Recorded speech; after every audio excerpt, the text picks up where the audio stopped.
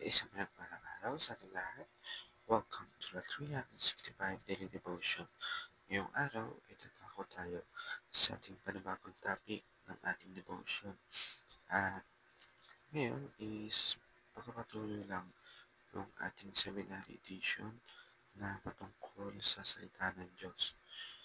So, yung ating seminary edition is para rin tayong umaten sa seminaryo na pinag-usapan natin yung Word of God. Napakaswerte kasi natin dahil sa panahon natin yun, hawakan mo na ng cellphone mo, pakinggan mo, pamanoorin mo, and ayun, makakanood ka na. Pero noon, kung iisipin natin, di ba napakahirap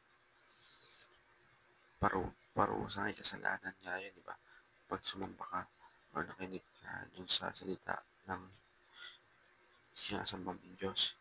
Kasi gusto namang hari dun sila lang eh. Pero napakaswerte natin kaya samantala natin yung pagiging swerte natin dahil ito yung free ng bayan. So yung topic natin ngayon is yung susi. Ano nga ba yung susi? Patungo doon sa kaharian ng Diyos. So basahin natin yung concept, Key of the Kingdom.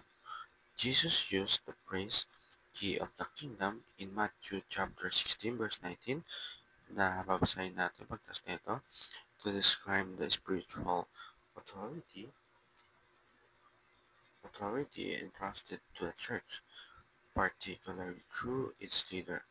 This key symbolized the right to proclaim the gospel, opening the door of salvation to those who believe, and the responsibility to maintain order and purity within the church through loving correction and discipline. The authority doesn't come from human power, but from Christ himself, who ruled his church and entrusted its stewardship to his people. So mga kapatid, alam naman natin yung key to the kingdom of God is yung makikinig ka sa salita ng Diyos. So alam naman natin, tayo mga tao ay nagsimula tayo sa mga kabataan. Mga kabataan, may some point makasalanan kasi hindi pa nila masyadong naintindihan yung tama sa mali. Once na makinig ka sa salita ng Diyos, naniniwala ka. Dalawa lang yun, may tao na believers at may tao na unbelievers. So once na tinanggap mo Panginoon, naniniwala ka na siya ang Diyos, tumatay siya dahil sa kasalanan sa libutan, is ay Diyos doon para makapunta ka sa kingdom of God. So sabi nga sa Matthew chapter 16 verse 19, I will give you the key of the kingdom of heaven, and whatever you bind on earth shall be bound in heaven, and whatever you loose on earth shall be loosed in heaven.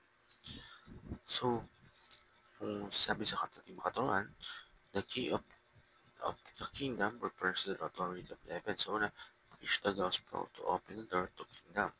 So, pag na-preach mo yung gospel, yung word of God, yung good news of God, siyempre makikinig ka muna, aralin mo. Pag inaral mo, i-preach mo. Kasi one of the key yun.